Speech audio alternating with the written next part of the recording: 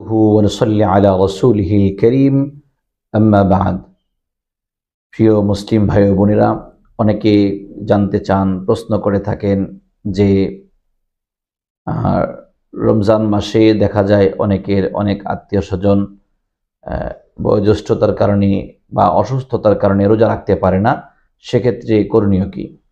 যদি ব্যক্তি এমন বয়োজ্যেষ্ঠ হয় বা এমন মুমূর্ষ হয় যে তার আর পরবর্তীতে রোজা রাখার কোনো সক্ষমতা ফিরে আসবে না বা নেই, তাহলে সেক্ষেত্রে এই ব্যক্তির জন্য ফিদিয়া দেবে।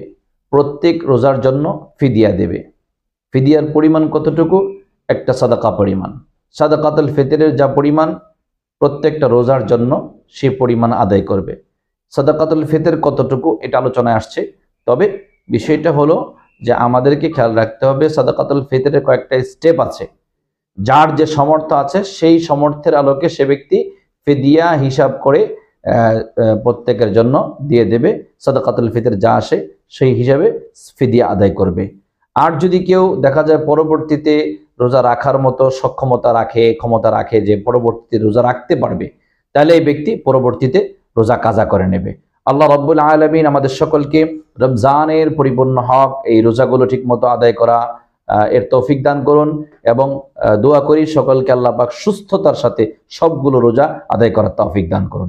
আমিন। ওয়া আখিরু দাওয়ানা আনিল হামদুলিল্লাহি রাব্বিল আলামিন।